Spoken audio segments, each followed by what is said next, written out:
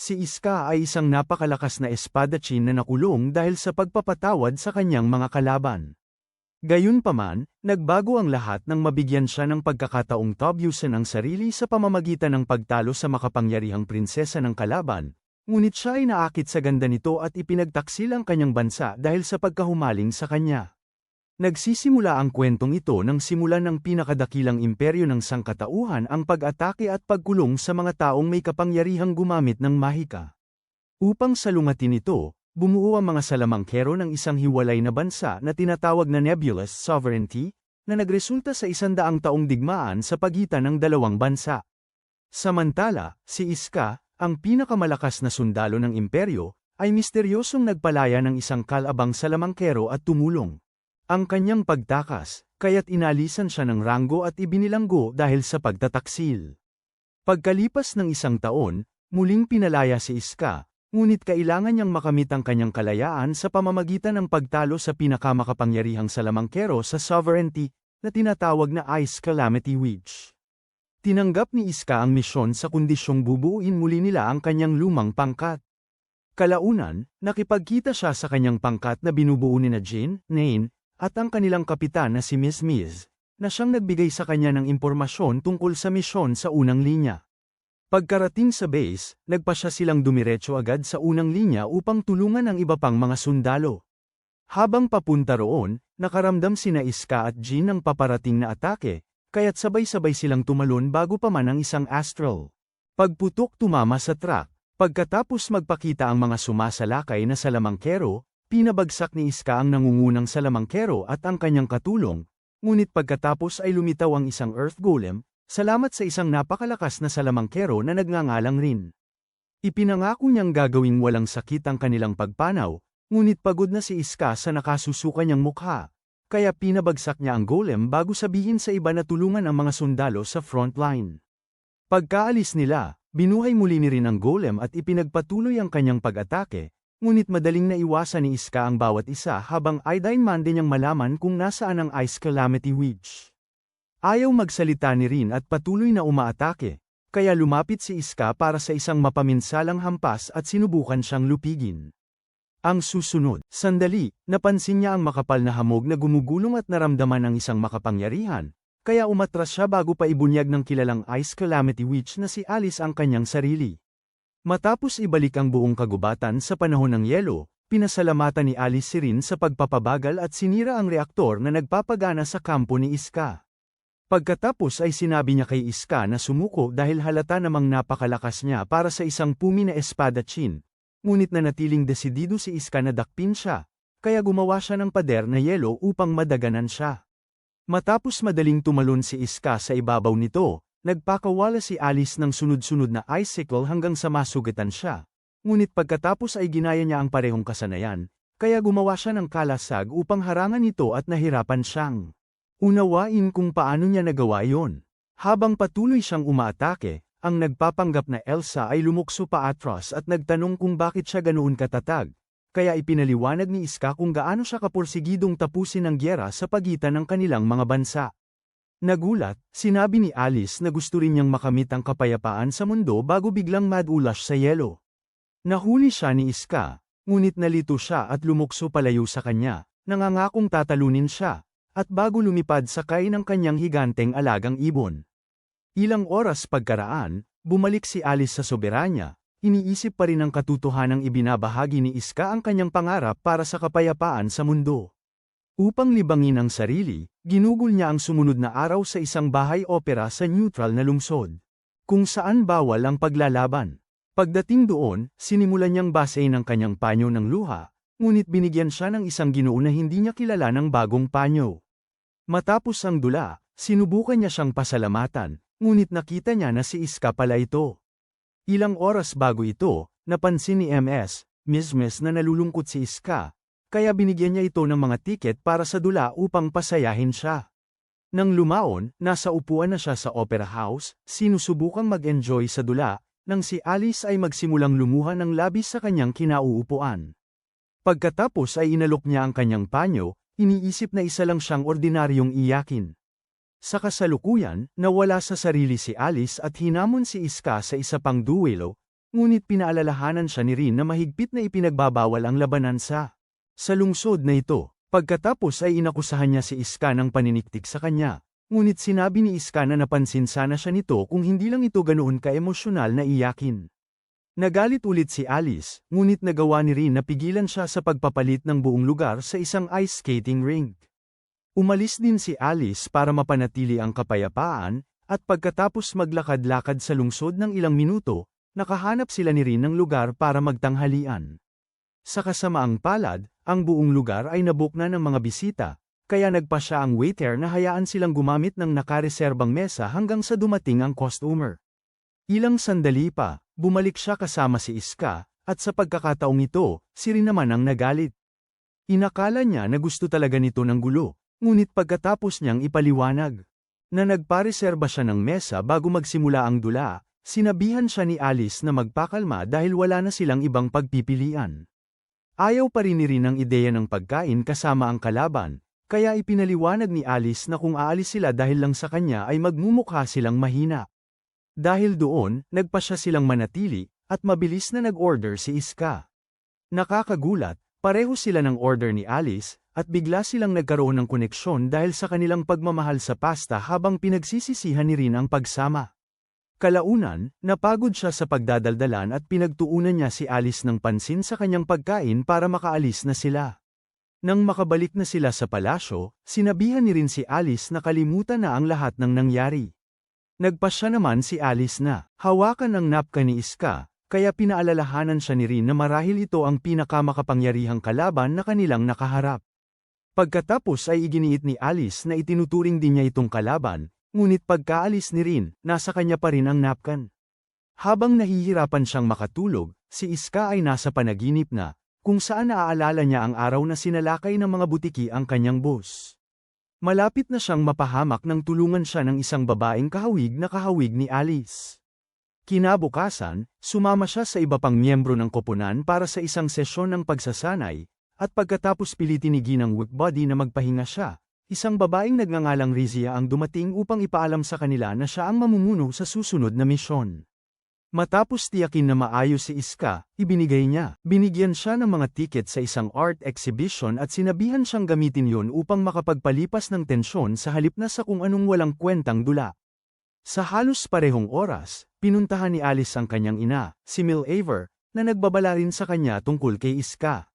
Pagkatapos, ipinakita ni Mil'Aver sa kanya ang isang pormasyong kristal na ginagamit upang panatilihin ang tagapagtatag ng soberanya, nakakambal din ng Grand Witch na halos sunugin ang buong imperyo. Ipinaliwanag ni Mil'Aver na nagsimulang pumutok ang pormasyong kristal pagkatapos ng laban ni Alice kay Iska, at naaalala ni Alice kung gaano kakatwa ang astral art ni Iska. Muling sinabihan ni Mil'Aver si Alice na lumayo kay Iska hanggang sa malaman nila kung sino talaga ito. Ilang minuto ang lumipas, nakilala ni Alice si Rin at sinabi niyang plano niyang lumabas muli dahil nahihirapan siyang matulog. Agad tinutulan ni Rin ang ideya ng pagpunta sa neutral na lungsod, ngunit ipinangako ni Alice na pupunta siya sa isang lugar na ganap na iba para lang maiwasan si Iska. Ilang minuto ang lumipas, nasalubong ni Alice ang lalaking dapat niyang iwasan at agad siyang sinisi dahil palagi siyang nasa labas gayong dapat ay nagsasanay siya tulad ng isang tunay na sundalo. Matapos itanong din ni Iska kung bakit siya nagpunta ng napakalayo para lang tingnan ang gawa ng isang artista mula sa kabisera ng imperyo, iminungkahi niyang maglakad silang magkasama, dahil pareho naman sila ng pupuntahan, ngunit tumanggi si Alice. Hindi nakakagulat, naligaw siya at kalaunan ay nakabalik sa fountain bago Iska bumalik at nag-alok na tulungan siyang muli. Nagulat, pinapaalalahanan niya ito na sila ay magkaaway, kung sakaling nakalimutan nito. Ngunit pinipilit pa rin ni Iska na panoorin ang exhibition ng magkasama.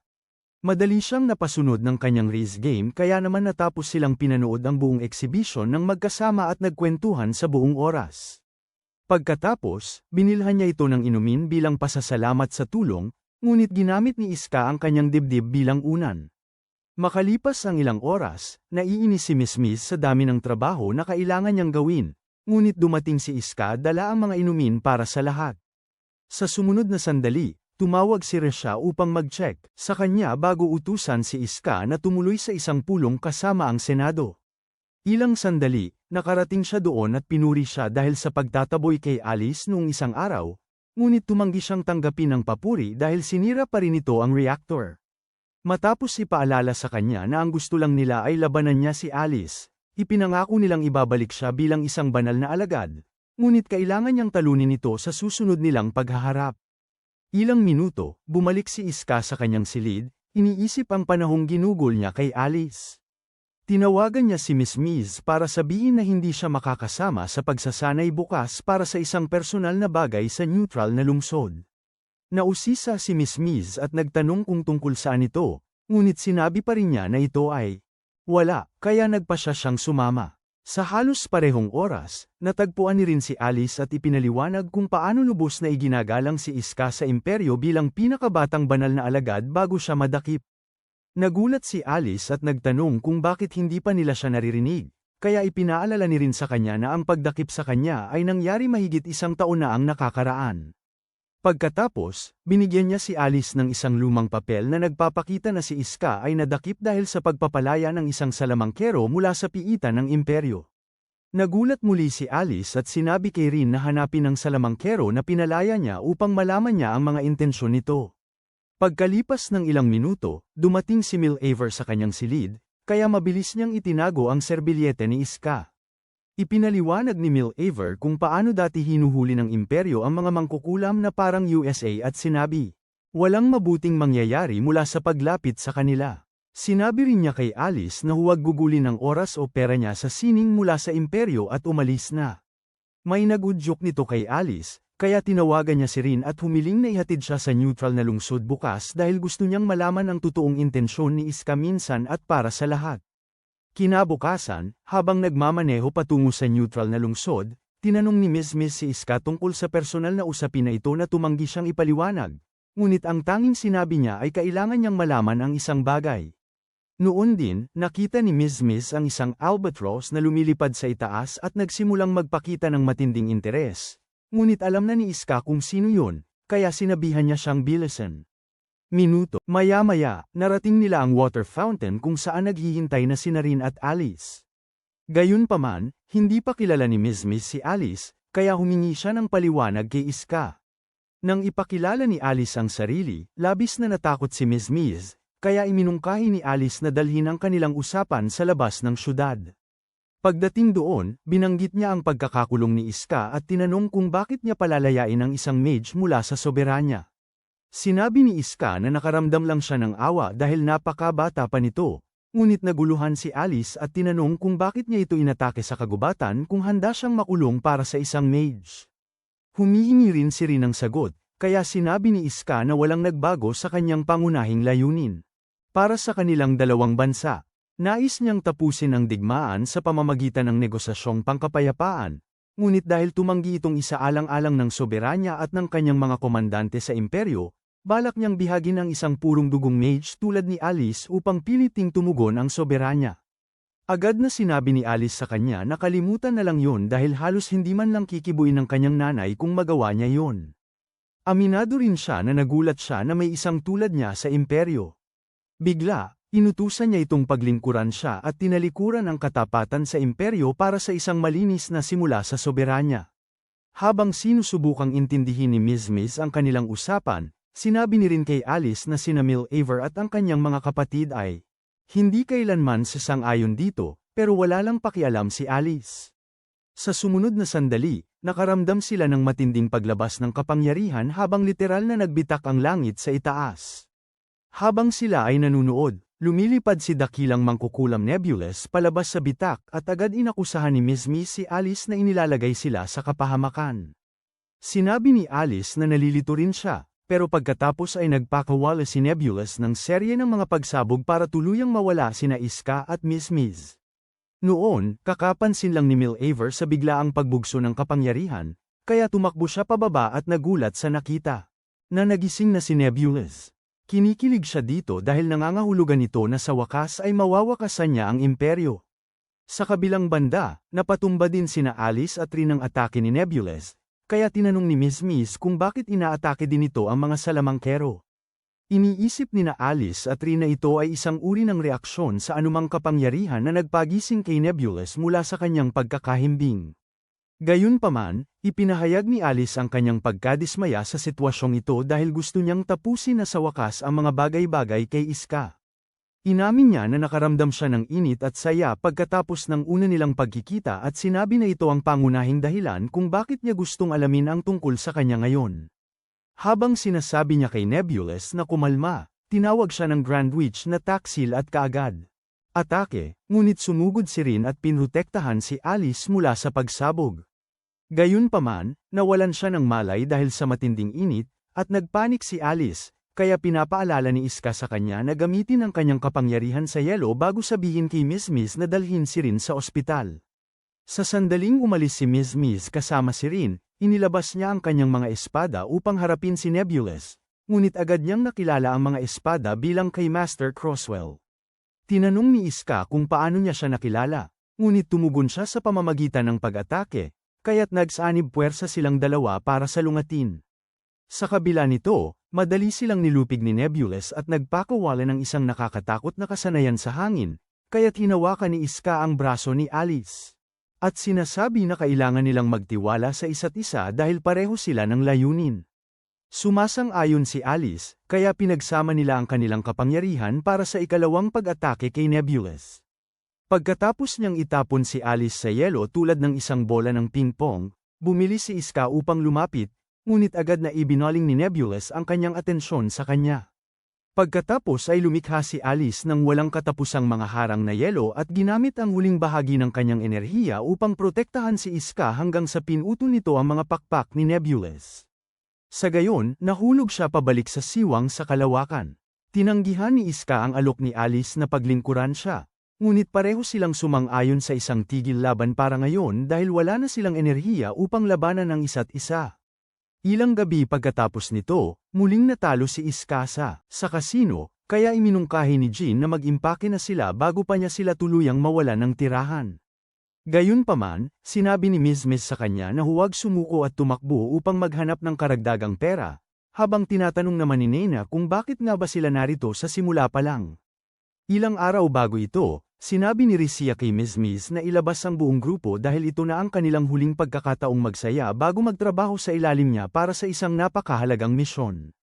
Nang tanungin ni Miss Miss kung tungkol saan ang misyon, ngumiti si Rizia bilang tugon at tumakbo palayo.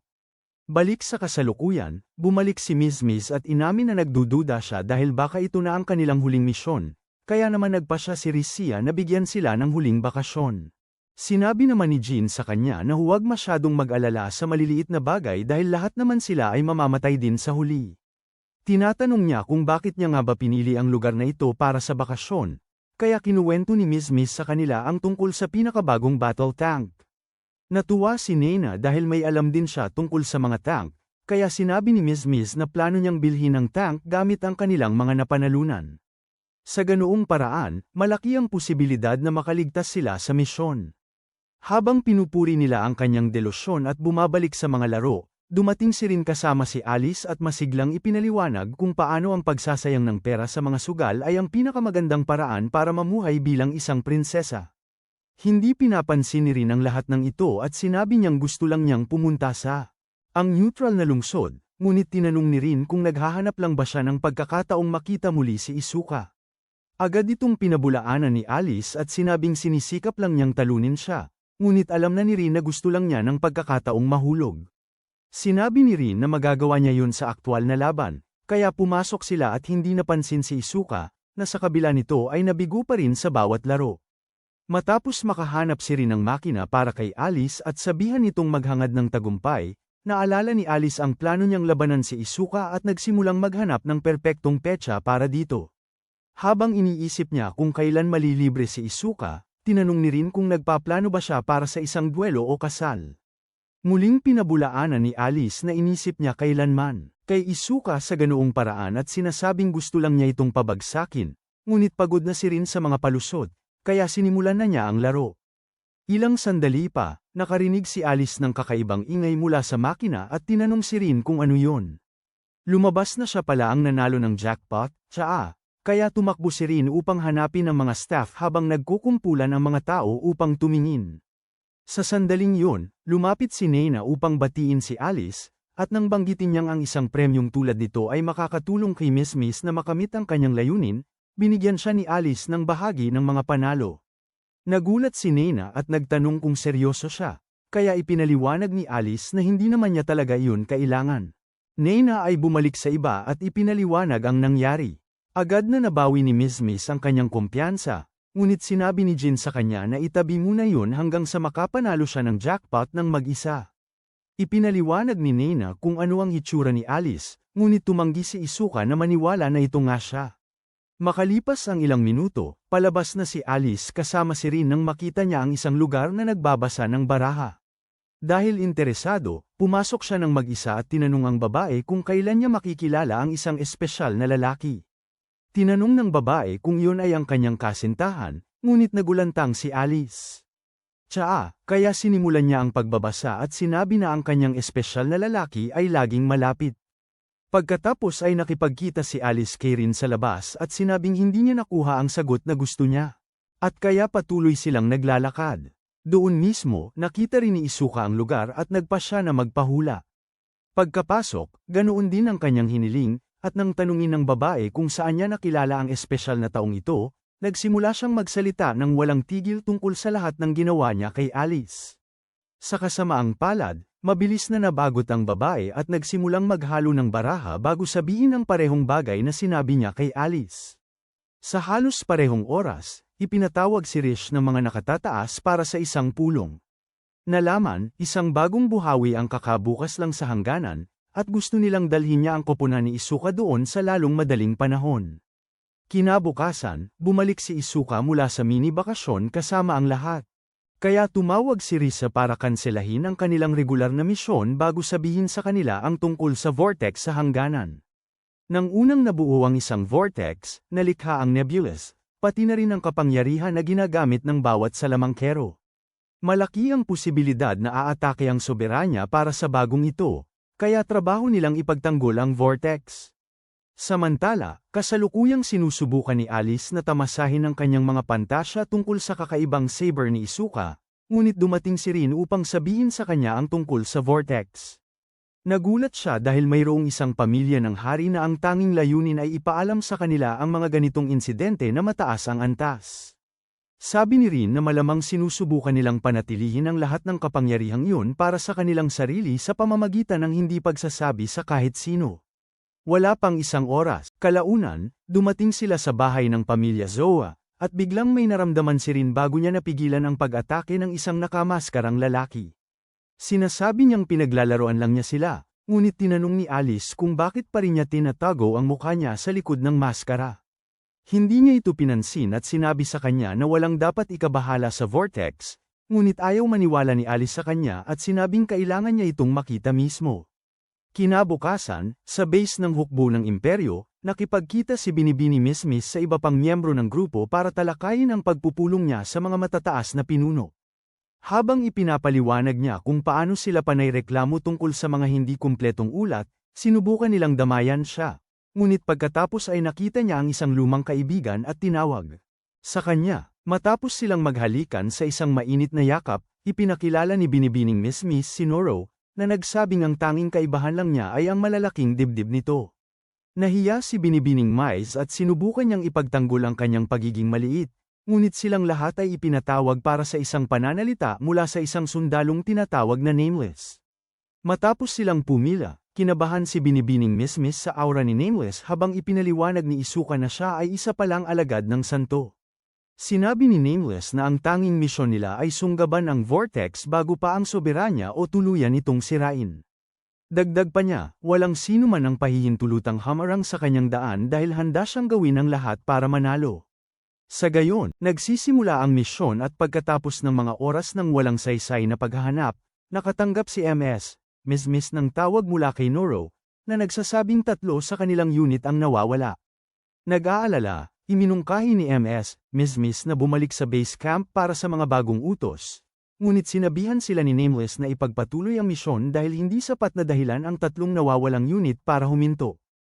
Habang nagrereklamo sina Nena at Jin tungkol sa kung gaano kawalang katarungan ang utos, nagpasya si Isuka na magtanong dahil siya at si Nameless ay dati nang magkasamahan. Gayunpaman, pagkapasok pa lang niya sa mission control room, tinanong nila ang kanyang ranggo at tinawag siyang Mangmang dahil dumating ng walang kapitan. Sa kabutihang palad, nakilala siya ni Nameless, ngunit sa halip na pakinggan ang tanong ni Isuka, tinawag niya ito isang taksil at sinasabing wala siyang karapatang magtanong. Dahil sa pagkatalo, isinasaalang-alang ni Isuka ang pag-alis sa B, ngunit pumasok si Ms. Miss at nag-alok na magsalita sa kanyang lugar, na ikinagulat niya. Kalaunan, sinabi ni Isuka kina Jin at Nena na tumanggi si Nameless na bigyan ng sagot si Ms. Miss, at habang pinag-uusapan nila ang posibilidad ng isang lihim na operasyon, binuksan ni Ms. Miss ang paliguan nang hindi niya namamalayan na nabunyag ang kanyang mga plano. Tinitigan ng matalim ni Nena agad siya, ngunit nahiya siya at sinabi kay Jin na akuin ang responsibilidad. Sa halos parehong oras, huminto si Alice sa isang sikretong himpilan ng salamangkero at nabigla ang lahat ng mga nakatalagang gwardya nang makita siya. Ipinaliwanag nila na ang lugar ay bawal, mga limitasyon, ngunit binabaliwala niya ito at dumiretso sa Ipo. Saka naman lumitaw ang nakamaskarang lalaki, kaya tinanong niya kung plano nitong panatilihin ang lahat ng kapangyarihang ito para sa sarili niyang kapakinabangan. Matapos sabihin na bagong tuklas lang niya ito at sana'y sasabihin na kay Melivier, ipinapakilala ng nakamaskarang lalaki sa kanila ang isang maliit na babae na nagngangalang Kiseng. Sinabi niya kay Kiseng na kamag-anak niya si Alice, ngunit nahihiya ito at nagtago sa likod niya. Pagkatapos ay humingi siya ng paumanhin sa pagpaparamdam ng pagkaasiwa at tinitiyak kay Alice na sapat si Kiseng Jing para protektahan ang Ipo. Nagdududa si Alice dito at nagtanong kung talagang ganoon siya kalakas, kaya sabi ng lalaking nakamaskara maaaring malampasan pa siya ng paghahalik sa kapangyarihan. Sumasang-ayon si Alice na posible ito, ngunit gusto pa ring malaman kung bakit niya sinusubukang ipunin ang lahat ng kapangyarihan na ito. Nang tanungin niya kung plano niyang magsimula ng digmaan sa imperyo, inamin ito ng lalaking nakamaskara at sinabing ito ang nais ng bawat salamangkero sa nakalipas na siglo. Samantala, huminto si Binibining Miss at ang iba pa sa isang lokasyon malapit sa vortex dahil nagsimula na silang makakuha ng mga basa ng isang sining astral mula sa base camp. Matapos kumpirmahin ni Binibining Miss ang basa mula sa mission control, sinabi ni Jin na malamang ay ang mga salamangkero ang dumukot sa tatlong nawawalang unit. Matapos magpasya ang mission control na lumipat sa pangalawang base at sabihan silang ipagpatuloy. Sa paghahanap sa vortex, sandaling lumingon si Binibining Miss bago nagpasyang lumapit sa napakalinaw na agos ng astral na enerhiya. Tuwang-tuwa si Nana at sinabing baka magantimpalaan sila sa paghahanap nito ng una, ngunit sinabi ni Jin sa kanya na kumalma dahil kakadating lang ng ibang grupo. Matapos makita na grupo ito ni Noro, tumakbo si Binibining Miss upang yakapin siya, at nang tanungin ni Noro kung nakita nila ang astral na ilaw, masayang sumagot si Binibining Miss ng oo. Matapos sabihin na hindi sana sila tumingin, ipinaliwanag ni Noro kung paano naglagay ng bitag ang soberanya sa lambak upang mapigilan ang sinumang tropa ng imperyo na masyadong lumapit. Ganito ang nangyari at dinakip ang tatlong nawawalang unit. Sa sumunod na sandali, hinawakan niya si Binibining Miss at huminto. Bago pa makapag-atake sina Jin at Isuka, tinanggal niya ang isang patungan ng balat upang ipakita ang kanyang insignia ng salamangkero. Matapos gawin din ng iba pa niyang kasama ang pareho, tinanong ni Miss kung ano ang ginawa niya sa totoong Noro. Ngunit pagkatapos ay hinawakan ni Noro ang leeg nito at sinabing ito ay siya na noon pa man bago niya kinitil ang buhay ni Miss mula sa loob. Bago pa makapag-reak sina Jin at Isuka, ang buong team ni Noro ay pinabagsak ni Nameless, na pagkatapos ay nagpakita ng kanyang sarili at nagsabing alam na niya ang tungkol dito. Pagkatapos sabihin ni Noro na hindi siya maaaring mapatay dito ng buhay, umalis siya kasama si Miss, at nang subukang atakihin ni Nameless ang kanilang dalawa, hinaranggan ni Isuka ang atake. Ipinatama ni Nakai at Jin ang isang tracking device sa likod ng track. Matapos si Noro umalis, tinanong ni Isuka si Nameless kung balak ba talaga niyang tapusin si at tinanong ni Nameless kung gusto niyang bumalik sa bilangguan, dahil ang pagsalungat sa isang superior na opisyal ay maituturing na pagtataksil. Sinabi naman ni Jin na walang saysay ang pagtatalo dahil sinusubaybayan na nila ang track. Gayunpaman, binaliwala ito ni Nameless at sinabing wawasakin nila ang buong vortex kahit naroon pa rin si Ms. Miss. Pagkalipas ng ilang minuto, iniisip pa rin ni Alice kung ano ang pinagkakaabalahan ng nakamaskarang Panginoon nang marinig nila ang balita tungkol sa pagbabalik ni Noro. Lumabas si Alice para tingnan ito at nagulat siyang makita si Miss Miss, habang pinatulog siya ni Rin para mapatahimik sa pagdadaldal. Nagpasya naman si Alice na labanan si Isuka sa kanyang base camp, at nang tangkain ni Rin na pigilan siya, iginiit niya na ito na marahil ang pinakamabuting pagkakataon niya upang labanan ito. Samantala, kara-rating lang ni na Isuka at ng iba pa sa himpilan, kaya sinubukan niyang gumawa ng plano upang iligtas si binibining Miss Miss bago ilunsad ni Nameless ang pag-atake ng missile. Sa sumunod na sandali, isang missile ang lumapag ilang metro mula sa himpilan, at ipinaliwanag ni Nen na ginagawa pa rin nila ang pagtukoy ng tumpak na lokasyon para sa pangunahing atake, na nagbibigay sa kanila ng humigit kumulang 1 oras upang iligtas si binibining Miss Miss. Dahil doon, nagmaneho si Nen papasok sa himpilan, at habang nililibang niya ang mga regular na salamangkero, mabilis na pumasok si Isuka upang iligtas si binibining Miss Miss, ngunit nasalubong si Noro. Agad itong sumalakay, ngunit madali niya itong naharang, kaya nagpasya si Kiseng na siya na ang bahala. Natuwa si Noro at pinasalamatan siya sa pagdating upang tumulong, ngunit hindi pinansin ni Kiseng si Noro at ginamit ang kanyang astral art para tuluyang burahin ang pangalawang missile mula sa pagkakaroon. Habang nagsisimulang mamangha si Noro na parang fan ni Taylor Swift na nakainom ng Coke, napagtanto ni Isuka na kailangan niyang ipakita ang kanyang galing para manalo sa labang ito, kaya inaalis niya ang pagkakagapos kay Miss Miss at sinabihan itong manatili sa kabilang banda. Katatapos lang ni Rin sa kanyang paghahanap sa unang base ng imperyo, kaya sinabi niya kay Alice, na pagkatapos ay nagpas siyang umalis. Nang mga sandaling yun, nakaramdam si Rin ng bahagyang paggalaw malapit sa kanila, kaya tinutulak niya si Alice. At tinamaan ni Nameless. Matapos niyang magpakilala at purihin si Rin, paunang humingi ng paumanhin si Alice at sinabing malapit na niyang ibuhos ang galit niya rito dahil hindi niya nakita ang isang partikular na tao. Kasabay nito, nagulat si Kiseng na naiwasan ni Isuka ang una niyang atake, kaya ikinakalat niya ang kanyang mga tinik sa buong kuweba at ibinubugso ang mga ito patungo sa kanya. Habang madali silang tumatagos sa makakapal na bakal, madali lang silang hinaharangan ni Isuka na parang mga palito ng ngipin hanggang sa makalapit siya rito. Muling nagulat si Kiseng at inamin na malakas siyang kalaban.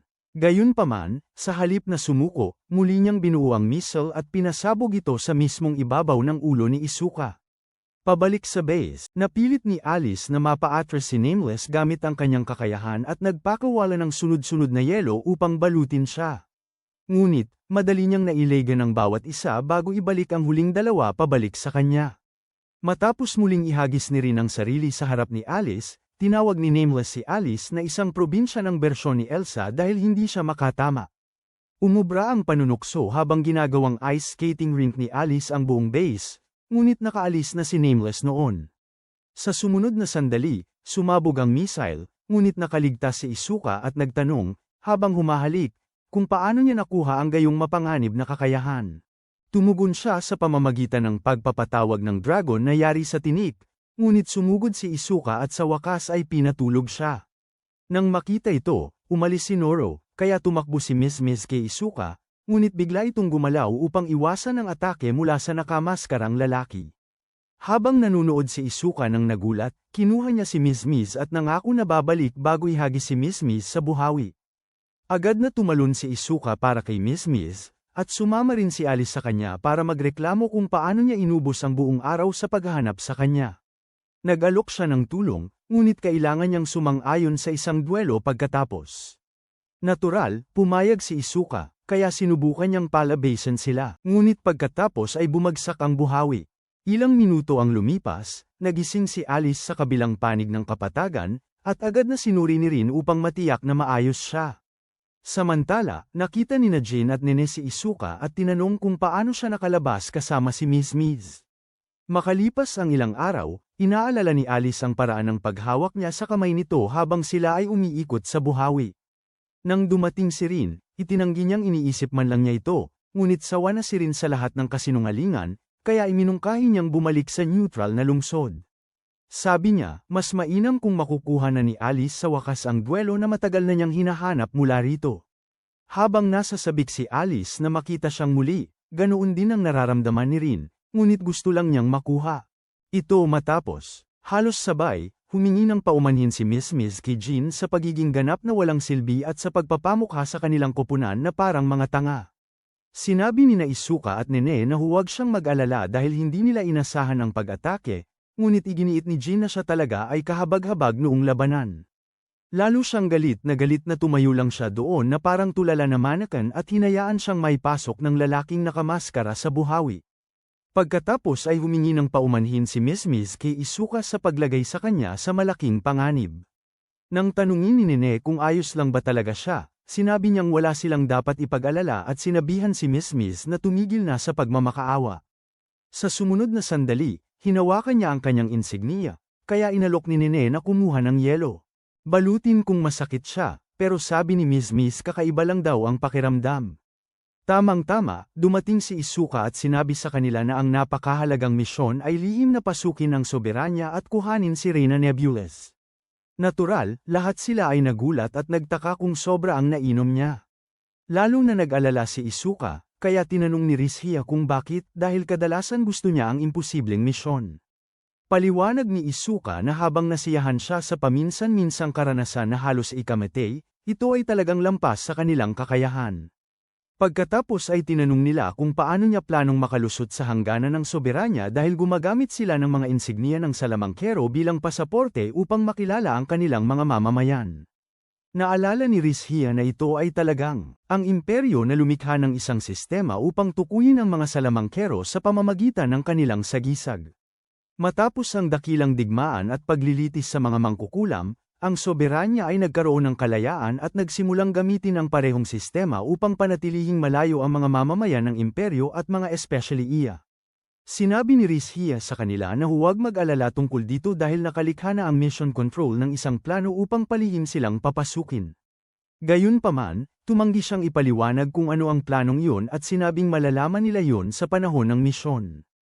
Ilang araw pagkatapos, nagpakita si Rin at Alice sa fountain upang hintayin muli si Isuka. Maya-maya, naiinis na si Alice dahil 3 araw na silang sunod-sunod na nagpupunta upang makita si Isuka. Matapos itong pag-isipan, sabi ni Rin, malamang ay hindi siya nakalabas mula sa buhawi. Tumanggi si Alice na tanggapin ito at nagmungkahi na maghiwalay sila para mas marami silang masakop na lugar. Habang papalayo siya sa kabilang direksyon, nagtataka si Rin kung bakit hindi siya nag-aalala tungkol sa nalalapit na halalan. Alam niyang nagnanais sa trono ang mga kapatid ni Alice at ang marami pang ibang maharlikang pamilya, ngunit dahil si Isuka lang ang pinapansin ni Alice, ipinangako niyang tutulungan si Alice na malampasan ang kanyang obsesyon. Sa kabilang banda, patuloy na nagtataka si Isuka at ang iba pa sa grupo kung ano ang plano ng misyon na ito. Sa sumunod na sandali, napansin ni Nena na kinakamot pa rin ni Miss ang kanyang braso at tinanong kung talagang maayos siya. Sabi ni Miss ay, wala na naman, pero tinanong ni Chin kung nagkaroon siya ng pantal dahil sa sobrang tulog. Habang nahihiya si Miss at sinabihan siyang huwag gumawa-gawa ng kwento, sinabihan ni Isuka si Nena na kumuha ng gamot baka sakaling nakagat siya ng insekto.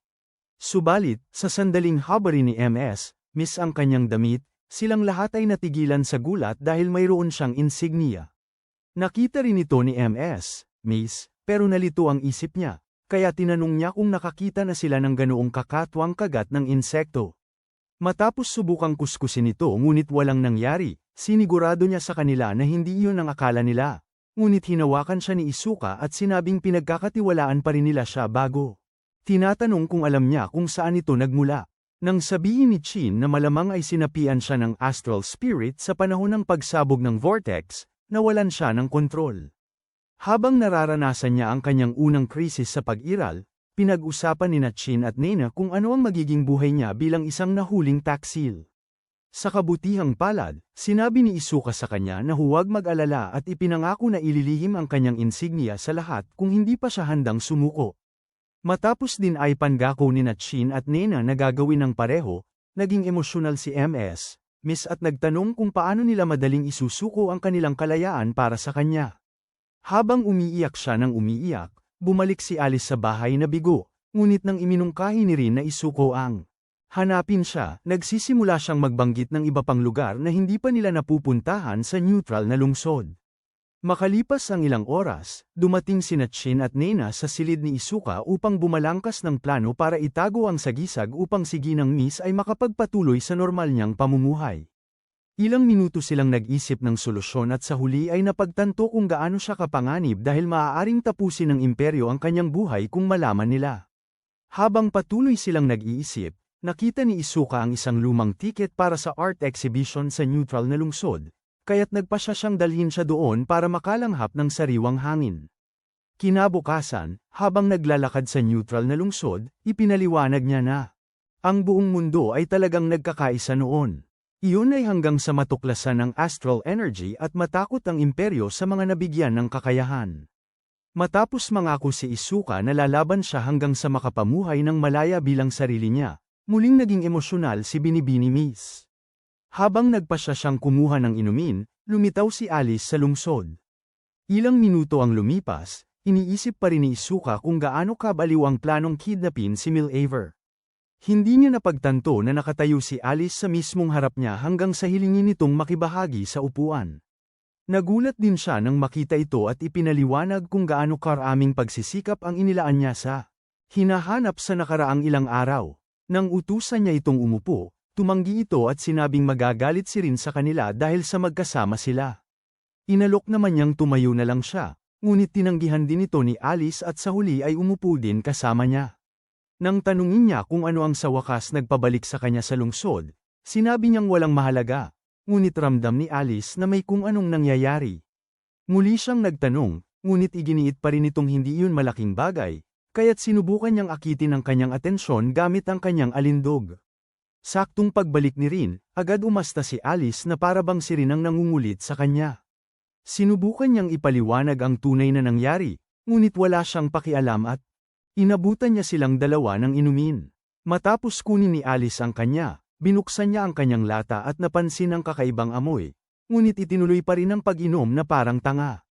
Hindi na ikinagulat ni Newman, nahilo siya at nawala ng malay. Pagkatapos ay humingi ng tawad si Rin kay Alice at sinabing akala niya ay mapapansin nito yon dahil napakalakas niya. Matapos siyang buhatin sa balikat na parang manika, dumating si Miss Miss. Agad na sinabi ni Alice sa kanya na kumalma, ngunit tumanggi siya at iginiit na malaman kung bakit nila nilalabag ang mga patakaran ng neutralidad sa pamamagitan ng pagkuha sa kanya. Nang tumanggi si Alice na magbigay ng paliwanag, nagalit si Miss Miss, at ito ang nagdulot ng biglaang paglabas ng astral energy mula sa kanyang braso. Agad na natigilan si Alice, inilagay ang kanyang paa sa lugar bago umalis kasama si Rin at Isuka. Pagkaraan ng ilang sandali, narinig ito ni Rizhia, kaya binisita niya ang emperador upang kausapin. Pagkaraan ng ilang minuto, si Rin ay patungo sa kabisera sakay ng kotse, ngunit sinabi ni Alice sa kanya na maghanap ng ibang pasukan dahil hindi papayag ang makapasok si Isuka sa kabisera. Habang patungo sila sa ibang lungsod, sinimulan ni Rizhia ang isang pulong kasama ang Senado upang talakayin ang bagong desisyon ng emperador na pigilan ang pagpasok sa soberanya. Matapos banggitin na ilang saksi ang nakakita kay Rin na nagmamaneho patungo sa sektor ng pagpigil ng soberanya, ipinapaalala niya sa kanila na isang demonyo na lumaban sa dakilang bruha noon ay doon pinananatili. Iminumungkahi pa nga niya na palayain ng demonyo para magkaroon sila ng kalamangan sa digmaan. Matapos silang lahat ay sumang-ayon sa kanyang plano, pumunta siya para makita si Jin at ang mga babae, na nag-aalala kay Isuka at labis na gustong iligtas siya. Sabi ni Rizhia ay kumikilos din siya para palayain si Isuka, ngunit pagkatapos ay binuksan niya ang isang kahon na puno ng mga kapsula ng astral energy. Nang makita ang pagkalito sa kanilang mga mukha, ginamit niya ang isa sa mga kapsula upang bigyan si Nena ng isang insignia bago ipaliwanag na yun ang perpektong paraan upang makapasok ng palihim sa sovereignty para iligtas si Isuka. Nang ibato niya ang isa kay Jin, lumapit si Jin kay Miss Miss at nagkunwari na ginamit niya yun sa kanya upang panatilihing nakatago ang kanyang sikreto. Matapos niya siyang tulungan na, pati na rin ang kanyang insignia, ipinapaliwanag ni Rizhia ang plano para palihim silang makapasok sa sektor ng bilangguan at palayain si Isuka habang ang ibang mga sundalo naman ay gagawa ng panlinlang upang makatakas sila at madakip ang nanay ni Alice. Samantala, kararating lang ni Rin sa sektor ng bilangguan, at matapos sabihin kay Alice na dumiretso na sa kanilang hotel, nagsimula siyang maglaro kay Isuka, na nananatiling walang malay. Nang magpasya siyang pigilan ng sarili, biglang preno si Rin upang iligtas ang isang pusa, ngunit dahil dito ay bumagsak si Isuka sa may dibdib ni Alice. Agad niya itong itinulak palayo, ngunit pagkatapos ay nagising ito, kaya nagsimula siyang makipagtalo kay Rin tungkol sa dosis na ginamit niya para haluan ang inumin ni Isuka. Nang sinubukan ni Alice na sisihin si Isuka dahil sa komportableng pag-inom. Iniaalok ng kanyang kaaway, kalmado niyang ipinahayag ang kanyang pagkadismaya at sinabing akala niya ay higit pa sa isang palihim na mahina ang bruhang nagdudulot ng kalamidad sa yelo. Habang nagsisimula ang mga babae ng pagtatalo kung sino ang may kasalanan, nagawa ni Jean at ng mga babae na makapasok sa sektor ng pagkakakulong, at habang patungo siya sa lugar kung saan nararapat na pinipigil si Isuka, maingat silang pinansin ni Rizhia. Ilang minuto pagkatapos, nakarating din si Rin sa hotel, at pagkatapos buksan ang pinto, sinabi niya kay Isuka na huwag subukan ng anumang kalokohan dahil ang pagkabunyag ay maaaring mga hulugan ng pagbitay para sa kanya. Pagkapasok nila, nagpas siyang magpahinga si Alice, kaya si Rin. Nag-alok na dalhin si Isuka sa isang espesyal na silid na ginawa niya para lang dito, ngunit pinigilan siya ni Alice at sinabing naghahanap lang siya ng dahilan para pahirapan ito. Muling ipinaalala ni Rin sa kanya na si Isuka ang kaaway, at baka subukan nitong samantalahin siya sa kalagitnaan ng gabi.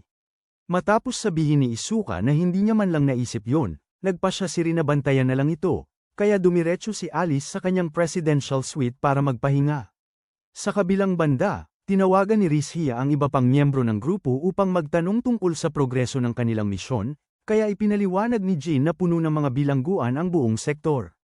Pagkatapos, ginabayan sila ni Rizhia sa lihim na lugar kung saan siya nagmamasid, ngunit nalito sila. Tungkol sa kung paano siya nakapasok sa soberanya sa sarili niyang paraan.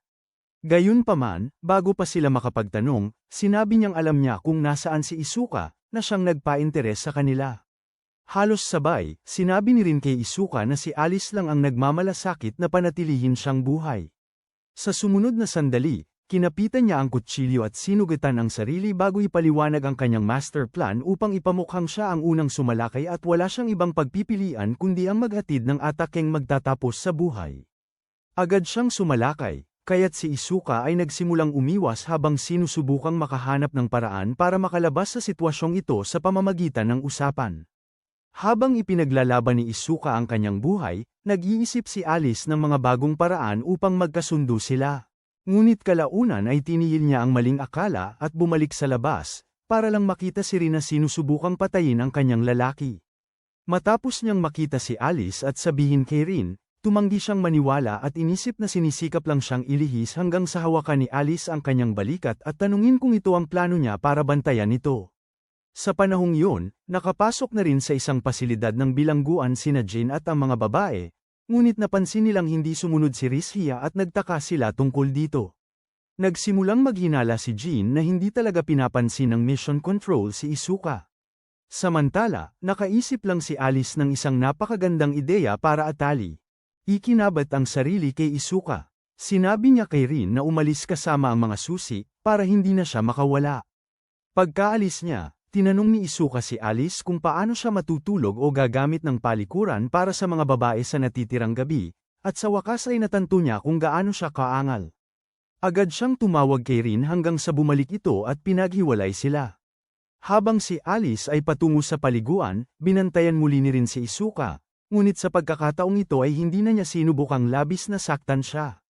Nang tanungin niya ang planong ginawa nila para sa kanya, ipinaliwanag ni Rin kung paano siya hindi na makakawala kailanman. Sa sandaling yun, bumalik si Alice na may kapansin-pansing galaw sa kanyang hulihan, kaya tumalikod si Isuka upang maiwasan ang anumang di kanais-nais na reaksyon. Nang mapansin niya ang malaking insignia sa kanyang likod, tanong niya kung ano ang tingin niya rito, ngunit napansin din niya ang nag-aalalang tingin sa mukha ni Rin. Tiniyak ni Alice sa kanya na nagtataka lang siya sa iniisip nito. Pagkatapos ay sinabi ni Isuka na may kilala siyang isang kapitan ng koponan mula sa imperyo na isang salamangkero. Matapos niyang mangako na poprotektahan siya sa kanyang buhay at sabihin na hindi siya humuhusga ng mga tao batay sa kanilang kapangyarihan o sa bansang kanilang pinagmulan, tanong ni Alice kung ano ang iniisip niya kapag ang pangalan niya ang sumulpot sa kanyang isip. Nang sabihin ni Isuka na isa lang siyang kalaban na kailangan niyang talunin, parang may nagkagulo sa puso niya dahil hindi niya inaasahan na baliwalain ng isang lalaking tulad niya ang katotohanang siya ay isang prinsesa. Nagulat, pinagmumura ni rin si Isuka dahil sa pag-asal na parang ang prinsesa ay isang ordinaryong babae, ngunit pinigilan siya ni Alice at sinabing matagal na siyang naghahanap ng lalaking hindi siya tinatrato na parang premyo. Gayunpaman, nang bigla siyang sabihan ng lalaki na itigil ang pagpapakita ng kanyang dibdib sa kanyang mukha, nahiya siya at sinubukan siyang saktan. Samantala, kalalabas lang ni Risi sa isang espesyal na silid, kung saan nananatili ang isang demonyong nagngangalang Salinger. Habang siya ay labis na nabighani sa kaakit-akit nitong pangangatawan, napagod ito sa nakakapanindig na titig at tinanong kung paano siya nakapasok sa piitan. Ipinaliwanag naman ni Rishi na mayroon siyang partikular na mga plano para sa pagtakas nito at inalok siyang bigyan ng kalayaan kung susuportahan niya ang plano ng imperyo na dakpin si Milaver. Matapos pag-isipan nito ng ilang sandali, nagpasya si Salinger na ang labas ng mundo. Baka mas maging interesante pagkatapos ng lahat ng panahong ito, kaya puwersahan siyang nakalabas. Samantala, kasama ni Alice si Isuka sa hotel, tinatanong kung bakit hindi ito makatulog. Matapos niyang sabihin na nasisiyahan siya sa tanawin, sinabi ni Alice na marami sa mga gusaling tinitingnan niya ay mga pasilidad na pinaglalagyan ng mga pinakamapanganib na kriminal ng soberanya. Gayunpaman, halos lahat sa kanila ay walang kapangyarihan maliban sa demonyong si Salinger. Nagulat, tinanong ni Isuka kung bakit niya tinatawag na demonyo si Salinger, tulad ng iba sa imperyo. Pagkatapos, sinabi ni Alice na kahit hindi niya gusto ang bastos na termino, ito lang ang tanging paraan para ilarawan ng isang salamangkero na nagtaksil sa soberanya. At hiniling pa niya kay Isuka na panatilihing lihim ang pag-uusap na ito. Mula kay Rin, ngunit bigla namang lumitaw ang ulol na dummy at halos atakihin sa puso si Alice. Nang sabihin ni Rin na nakita ng mga sistema ng seguridad ang mga kawal ng imperyo sa sektor, sinubukan ni Alice na sisihin si Isuka, ngunit ipinaalala nito sa kanya na pinawalan nila ito ng malay ilang oras na ang nakalipas. Pagkatapos ay sinabi ni rin sa kanya na huwag mag-alala dahil na-trigger na ang mga sistema ng alarma sa lahat ng pasilidad ng bilangguan. Noong panahong yun, narinig din ni Jean at ng batang anino ang mga alarma, ngunit nang matakot sila na sila ay nahuli, sinabi ni Jean na ligtas pa rin sila dahil napalibutan na sana sila ng mga kawal ng soberanya kanina pa kung alam na ng mga ito ang kanilang lokasyon. Sa susunod na sandali, sinabi ni Nena sa kanila na tumahimik dahil naririnig niya ang mga kawal na papalapit. Ngunit lalo lamang nitong ginagawang mausisa si Jean tungkol sa nangyayari sa bilangguan. Matapos yan ni Jean ng isang biglaang pagsabog ang buong pasilidad, tinawagan sila ni Rishia at humingi ng paumanhin sa pagkakamali ng lokasyon ni Isuka bago sila utusan na gawin ang lahat ng makakaya para makatakas. Agad na nilabas ni Jean ang kanyang blaster habang naghiwa-hiwalay ang mga sundalo para hanapin sila. Samantala, kakikita lang din ni Alice sa pagsabog, at nag-aalala si Rin tungkol sa pagtakas ni Salinger. Agad na nagpanik si Alice at sinabing kailangan nilang pigilan si Salinger dahil pupuntiryahin nito si Milaver. Matapos sabihan si Rin na kunin ang kotse, humingi siya ng paumanhin kay Isuka sa hindi niya pagpapaliwanag ng mga bagay bago siya tanungin kung matutulungan niya siya. Sa sumunod na sandali, sinabi niya sa lalaki na huwag mag-alala at tumakbo palabas. Gayunpaman, bago sila umalis, binigyan niya ito ng bagong panyo at humingi ng paumanhin sa pagsira sa ibinigay nito sa kanya sa opera. Sa halos parehong oras, nakahanap sina Jean at ang mga babae ng ibang lugar upang pagtaguan mula sa mga sundalo, ngunit matapos mapagtanto na imposible ang pagtakas ng magkasama, sinabi niya sa kanila na hintayin ang kanyang hudyat upang makatakas sila. Napagtanto ni Nena ang tangka niyang gawin at nag-alok na magsilbing pain sa halip. Habang nagtatalo sila kung sino ang magsasakripisyo ng sarili, biglang inabot ni Miss ang mga espada ni Isuka at sinabing pagod na siyang maging ang petikong mahina sa grupo. Pagkatapos ay inihayag niya ang kanyang insignia at nagmamadaling lumabas upang magpanggap bilang isang nakatakas na bilanggo. Binyantaan niya ang mga gwardya, sa pag-aakalang susunod sila. Ngunit kabaligtaran ang ginawa nila, kaya tumakas siya habang hinahabol siya ng mga ito. Nang sinukol siya at sinubukang pigilan ng tuluyan, pinatumba sila ni Jane at Nena. Ngunit ang takot na muntik ng masaktan ng malubha ay nagpaiyak ng sobra kay Miss. Sa halos parehong oras, nainis si Isuka sa kanyang sitwasyon dahil makapanood lang siya mula sa silid. Gayunpaman, matapos marinig ang kanyang telepono na tumutunog, sinagot niya ito at narinig si Jean, na pagkatapos ay ipinaliwanag kung ano ang nangyayari. Matapos niya ring sabihin sa kanila ang nangyari sa kanya, tinanong ni Jean kung maaari siyang umalis sa hotel, ngunit sinabi niyang hindi ito magiging posible dahil sa mga posas na ginamit ni Rin upang pigilan siya. Ang susunod, sandali, natanto ni Isuka na hindi lang basta panyo ang iniwan ni Alice, kaya tumakbo siya sa mesa at natagpuan ang susi na itinago niya sa loob nito. Habang sinasabi niya kay Jean na humanap ng labasan, inatake ang kotse ni Alice, kaya tumalon siya palabas kasama si Rin bago pa man ito sumabog. Dahil sa dami ng pinsala sa sektor, labis siyang nagalit, kaya pinatigil niya ang malaking pader ng apoy bago pangunahan ang lahat ng naroroon na sundalo. Habang inutusan niya si Rin na pigilan si Salinger, nakipagkita muli si Isuka sa iba pa ng grupo, ngunit matapos kunin ang kanyang mga espada, sinabi niya sa kanila na maghintay sa likod ng hotel at tumakbo sa loob. Sa panahong yun, natagpuan na ni Rin si Salinger, at nang subukan nitong lusawin ang kanyang isip tulad ng ginawa nito kay Rizia. Binaliwala niya ito at nangakong pagbabayaran siya sa pagtataksil sa soberanya. Ipinaliwanag ni Salinger na ang kanyang estado bilang isang nagpanggap na hari ay nagbigay sa kanya ng karapatang kuhanin ang anumang dami ng mga espiritu na nais niya. Ngunit sinabi niya na ang makukuha lamang niya ay kasing dami ng pagkaing bilanggo ayon sa gusto niya. Pagkatapos ay sumugod siya gamit ang kanyang mga bituing ninja, ngunit hinaranggan ni Salinger ang mga ito at itinulak siya pabalik, kaya pinatawag niya ang kanyang Earth Golem. Madaling sinira ni Salinger ang Golem, ngunit sinubukan pa ring sumugod ni Rin, kaya ginamit niya ang parehong Earth skill para pigilan siya. Sa kabila ng pagiging malinaw na dehado, sinubukan pa ring sumugod ni Rin muli. At kahit matapos niya siyang patumbahin, sinubukan pa rin niyang lumapit para sa isang atake, kaya nagpasya siyang tuluyan na siyang talunin. Sa kabutihang palad, hinarang ni Isuka ang kanyang atake at lumapit upang protektahan siya. Sinabi naman ni Rin kay Isuka na sinusubukan nitong labanan ang isang napakalakas na demonyo na mag-isang lumaban sa dakilang bruha. Sa kabila nito, sinabi ni Isuka na handa siya. Ngunit sinabi niyang kailangan niya itong payagan na pamunuan ang lungsod kasama sina Jean at ang mga babae pagkatapos niyang manalo.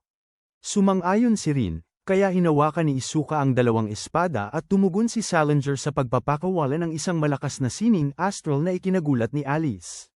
Nagulat siya dito, ngunit nagsimula ring maintindihan kung bakit hindi makasawa si Alice sa kanya. Matapos sabihin ni Isuka na ginagawa niya lang ito para makakuha ng libreng daan palabas ng lungsod, nagulat si Salinger na isang sundalo mula sa imperyo ang lumalaban sa siya, kaya nagpakawala siya ng isa pang malakas na bugso na umabot ang mga alon nito kay Alice. Sa halos parehong oras, nakita ng isang mayordomo ng palasyo si Prinsesa Sisbel sa labas na mag-isa, kaya sinabihan niya itong bumalik sa loob dahil nakabukas pa rin ang mga sistema ng alarma. Nang magtanong siya kung anong nangyayari, ipinaliwanag niya ang sitwasyon at sinabi na nag-alala lang siya matapos marinig na si Alice ay nasa pasilidad din ng detention, na nagtulak sa mga sundalo na umatake. Noon, kakatapos lang magpasya ni Salinger na tapusin si Isuka sa isang atake, ngunit matapos niyang hiwain ito, huminto si Salinger upang magtanong kung paano, dahil kahit na may ilang makapangyarihang tao ang nakaharang dito, walang sino man ang nakahiwa rito. Lalo siyang interesado siyang malaman kung paano ito nakikita ni Isuka, ngunit napagtanto ni Rin na pinagmamasdan pala ni Isuka ang apoy upang malaman ang direksyon ng pag-atake. Napansin din ito ni Salinger at tinanong kung paano niya nakamit ang ganoong lakas, ngunit sinabi ni Isuka na hindi siya ipinanganak na mayroon ito, upang baliwalain ang anumang haka-haka ng pandaraya. Pinuri naman siya ni Salinger dahil hindi siya ganap na walang silbi tulad ni Rin. Ngunit nang tangkain niyang magpakawala ng isa pang atake, sinabi ni Rin sa kanya kung ano ang aasahan. Pagkatapos ay itinulak siya palayo ni Salinger at sinabihan siyang tumigil sa paggambala sa kasiyahan bago muling itinulak palayo si Isuka. Umiwas si Isuka dito at sa wakas ay nakalapit na para sa isang matinding pagtama, ngunit ginamit ni Salinger ang kasanayan sa hangin upang itulak siya pabalik bago muling bumalik. Sa paggamit ng mahika sa lupa. Sa kabila nito, ginamit lang ni Isuka ang pagkakataon para mas makalapit pa, kaya nagsimulang bumigkas si Salinger ng isang malakas na orasayon. Agad sinabihan ni Rin si Isuka na lumundag palayo, at ginawa niya ito bago pa man maging isang malaking lawa ng magma ang lupa. Matapos pasalamatan ni Isuka si Rin sa pagtulong, nagpasya siyang subukang magtulungan sa pagkakataong ito dahil halata namang hindi sila mabubuhay ng mag-isa. Sinabi ni Salinger sa kanilang lahat na wala itong saysay dahil masyado pa silang mahina para talunin siya. Sa kabilang banda, nagbigay ng utos si Alice sa kanyang mga sundalo, ngunit bigla niyang narinig si Nameless at binabarahan ang kanyang atake. Sinabi niya kay Alice na sumuko dahil walang paraan na ang soberanya mananalo, ngunit uhaw na siya sa laban at hinahamon na niya ito. Matapos itong biglang mawala, pinakawalan ni Salinger ang isa sa kanyang pinakamakapangyarihang kakayahan, at nang tangkain ni Isuka na hiwain ito, tinamaan siya ng isang napakalaking pagsabog na halos mapinsala siya ng malubha. Dahil sa kuryosidad, tinanong ni Rin si Salinger kung nagnanakaw lang siya ng mga astral spirit para talunin ang kanyang mga kaaway. Ngunit pagkatapos ay nagpasya si Salinger na sabihin sa kanya ang misyon ng kanyang buhay na pagsamahin ang sangkatauhan sa mga astral spirit. Agad siyang nangakong pipigilan ito, anuman ang mangyari, ngunit hindi man lang siya kumurap at tinanong kung paano niya magagawa yun kung ang kanyang pinakamakapangyarihang kapanalig ay hindi man lang nakayanan ang kanyang batayang sining ng apoy. Sinabi ni Rin kay Salinger na tumigil sa pagiging masyadong mayabang dahil hindi ganoon kadali talunin si Isuka. Ngunit tumangging maniwala dito si Salinger at nagpasyang tuldukan na ang kanyang laban. Sa sumunod na sandali, hinaranggan ni Isuka ang kanyang atake at nagpakawala ng sarili niyang atake, ngunit nagsimulang tumakbo pataas sa haligi si Salinger habang hirap paniwalaan na nakaligtas siya sa pagsabog. Ipinaliwanag ni Isuka kung paano niya pinatigas ang buo niyang katawan sa huling segundo, ngunit nagulat si Salinger at nagtanong kung siya ba ay talagang wala sa katinoan dahil ang paggamit ng ganoong mapanganib na sining sa kanyang sarili ay maaaring kumitil sa kanyang buhay. Matapos sabihin ni Isuka na determinado siyang manalo sa lahat ng paraan, tumalon si Salinger sa pinakamataas na bahagi ng pasilidad at nagpasyang wakasan ang lahat sa pamamagitan ng ang espesyal na kasanayang kanyang inihahanda sa piitan. Matapos tawagin ni Rin ang isang golem upang protektahan si Isuka, nagpasya si Salinger na unahin siyang lusubin, ngunit habang nagpapakawala siya ng kidlat kay Isuka, ganap itong pinatigas ni Alice at mabilis na lumapit upang tumulong.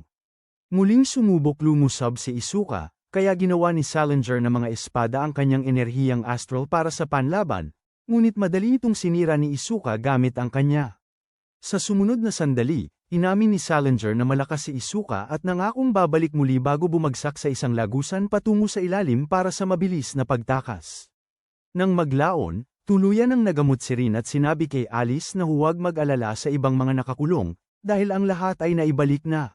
Sa kani-kanilang pasilidad, nagpasya si Alice na magbigay ng ulat sa kanyang ina at nalaala ang ngiti ni Isuka bago ito umalis. Sa kabilang banda, sa wakas ay bumalik si Nameless sa imperyo, at lumalabas na walang iba kundi si Rishia na nakasuot ng Trage. Tinanong ng tunay na Nameless kung paano napunta ang kanyang misyon at sinabing hindi niya man lang kailangan ng Trage, ngunit iginiit niya na ito ay isang mahalagang bahagi ng kanyang misyon sa soberanya.